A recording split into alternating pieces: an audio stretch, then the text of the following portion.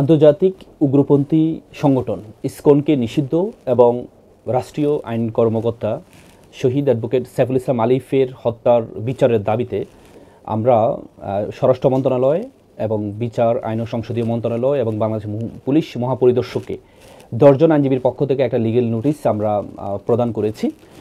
আপনারা জানেন গতকাল ইসকনের যে অন্যতম সংগঠক চিন্ময় কৃষ্ণকে রাষ্ট্রীয় মামলা গ্রেপ্তার করার ফলে এই চট্টগ্রাম আদালতে যে ন্যাক্কারজনক হামলা করেছে ইসকনপন্থী লোকজন যে হামলা করেছে, এই হামলায় রাষ্ট্রীয় আইন কর্মকর্তাকে হত্যা করা হয়েছে। আপনারা জানেন ইসকন এই সংগঠনটি এটি কোনো ধর্মীয় কোনো সংগঠন নয়।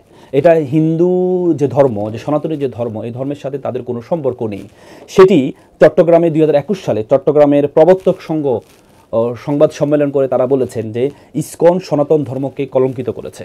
আমরা আজকে এই লিগেল নোটিশের মধ্যে ইসকন গত ফেসিজম সরকারের 15 বছর 16 বছর সরকারের আমলে যে বিভিন্ন সন্ত্রাসী কার্যক্রমগুলো করেছে, কিন্তু তারপরেও এগুলো মিডিয়াতে তেমন আসেনি, গত ফেসিজমের কারণেই এটি আসেনি। সেটি আমরা যেগুলো এসেছে সেগুলো সবগুলো স্ক্রিনশট এবং সংযুক্তি আমরা লিগেল নোটিশে আমরা যুক্ত করেছি। আমরা এখানে যুক্ত করেছি, আপনারা জানেন আবরার হত্যা খুবই একটা ঐতিহাসিক একটি হত্যাকাণ্ড। সে আবরার হত্যাকাণ্ডে যে অন্যতম আসামি অমিত শাহ, সে কিন্তু ইসকনের একজন সদস্য ছিল।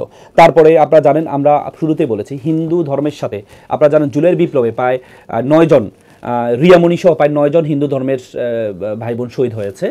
আমরা তাদেরকে রেসপেক্ট করি, কিন্তু এই যে ইসকন যে সংগঠন, এই সংগঠনের সাথে হিন্দু ধর্মের কোনো সম্পর্ক নেই। তারা আপনারা জানেন 2009 সালে ঠাকুরগাঁ মন্দিরে হামলা করে তারা ফুলবাবু নামক একজন হিন্দু ধর্মের একজন অনুসারীকে তারা হত্যা করেছে। তারপরে 2016 সালে সিলেটের ইসকন মন্দিরে আগ্নেয়াস্ত্র পাওয়া গেছে, সেখান থেকে গুলি করে একটা হিন্দু ধর্মের অনুসারীকে হত্যা করা হয়েছে। সেই হিসাবে আমরা প্রত্যেকটা তারা যে যতগুলো হত্যাকাণ্ড করেছে প্রত্যেকটা জিনিস আমরা সংযুক্ত করে আমরা লিগেল নোটিস আমরা অন্তর্ভুক্ত করে এবং কি আপনারা সর্বশেষ আপনারা জানেন চট্টগ্রামে পুলিশের উপর অ্যাসিড নিক্ষেপ করেছে ইসকনের সংগঠনের অনুসারীরা নিক্ষেপ করেছে এবং আইন কর্মকর্তাকে কুপিয়ে হত্যা করেছে।